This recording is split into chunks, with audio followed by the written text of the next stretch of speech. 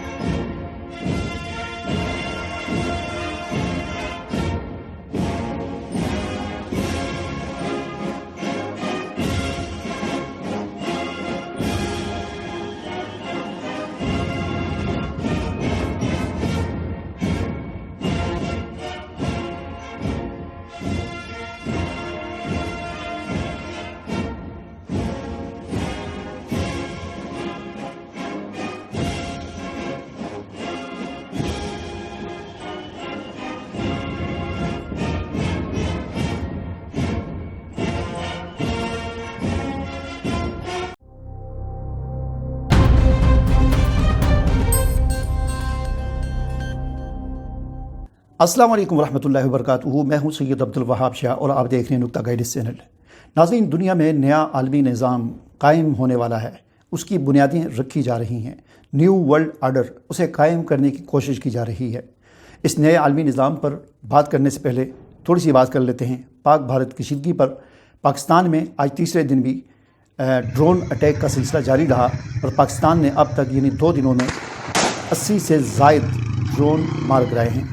और इन ड्रोन्स में मुख्तलिफ़ किस्म के ड्रोन्स हैं, जिनमें एक बहुत बड़ी तादाद इसराइली ड्रोन्स की भी है, उनको भी मारा गिराया जा रहा है। और इस दरमियान दिलचस्प चीज़ एक जो मैंने नोट की और मैंने देखी वो ये थी कि सेकंड हैंड और पुरानी चीज़ें बेचने वाली जो मशहूर वेबसाइट है OLX पर अगर आप जाकर देखें तो कल जो पाकिस्तान ने जो ड्रोन गिराए थे उनका मलबा और उनकी चीज़ें बतौर इश्तिहार के वहाँ पर लगी हुई हैं कि किसी ने अगर ख़रीदना हो, इसराइली ड्रोन जो है वो वहाँ पर OLX पर दस्तयाब है, वहाँ पर बेचा जा रहा है। अब ये नहीं पता किसी ने मजाक किया है या हकीकत में किसी के पास कोई मलबा है और उसने लगाया है, लेकिन बहरहाल जो तस्वीर मलबे की हम सोशल मीडिया पर देख रहे थे वो इसराइली ड्रोन OLX पर बिकने के लिए वहाँ पर इश्तिहार उनके लगे हुए। अब थोड़ी सी बात कर लेते हैं आलमी निज़ाम के बारे में। जैसा कि मैंने अर्ज़ किया कि दुनिया में नया आलमी निज़ाम कायम करने की कोशिश की जा रही है। यह आलमी निज़ाम कौन कोशिश कर रहा है? इसके लिए दुनिया की 2 बड़ी ताकतें रूस और चीन, ये दोनों मिलकर कोशिश कर रहे हैं। आप जानते हैं कि आज 9 मई है और 9 मई रूस का यानी उनका जो है आज़ादी का दिन है या उनका कौमी दिन है। जिस तरह हमारा 14 अगस्त कौमी दिन होता है, तो इस तरह 9 मई रूस का कौमी दिन है। और इस कौमी दिन पर चीन के सदर रूस पहुँचे हुए हैं। और ये चीन के सदर का दौरा, रूस मास्को का जो दौरा है, 1 दिन का नहीं, 2 दिन का नहीं, 3 दिन का नहीं, पूरे 4 दिन का दौरा है। तो ये कोई मामूली बात नहीं है कि इतना बड़ा मुल्क चीन, जो इस वक्त यूँ समझ लें कि वो भी अमेरिका के बाद दूसरी बड़ी ताकत है, उसका सदर किसी मुल्क के दौरे के लिए 4 दिन निकालता है। तो ये कोई मामूली बात नहीं।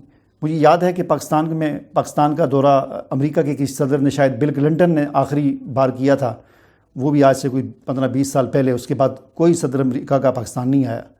लेकिन उस अमेरिका के जो सदर ने दौरा किया था, शायद मेरे ख्याल में चंद घंटों का दौरा था। तो ये बहुत बड़ी बात है कि चीन का सदर 4 दिन के दौरे पर मास्को में मौजूद है। और इन 4 दिनों में बहुत से 20 से ज़ायद मुआहिदों में पे दस्तखत हुआ है, जिसमें गैस पाइपलाइन भी है, मुआशी मुआहिदे भी हैं और तजारती भी हैं और इसी तरह दिफाई भी हैं।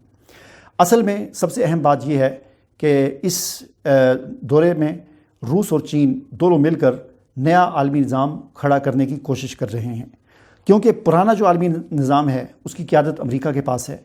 और अमेरिका उस निज़ाम को इसी तरह चला रहा है कि उसकी पॉलिसी ये है कि वो कहता है कि सबसे पहले अमेरिका, जिस तरह हम कहते थे ना, हमारे एक जर्नल ने कहा था कि सबसे पहले पाकिस्तान।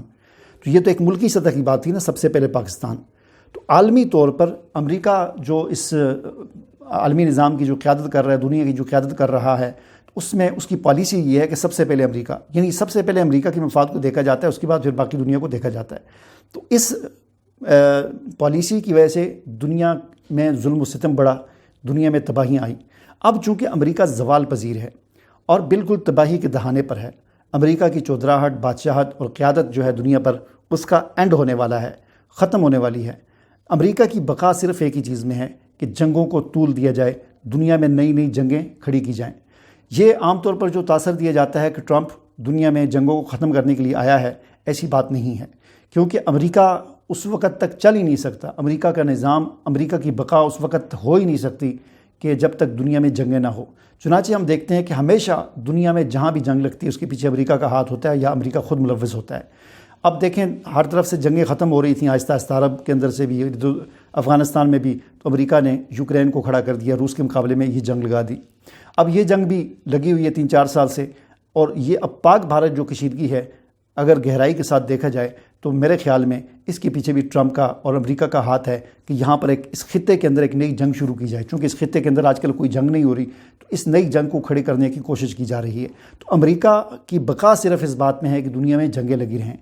تو اس کے مقابلے میں روس اور چائنا جو ہے وہ کھڑے ہوئے ہیں اور انہوں نے اپنا ایک اتحاد بنایا ہے، اور وہ نیا عالمی نظام یورپ کے اس عالمی نظام کے مقابلے میں لانا چاہتے ہیں۔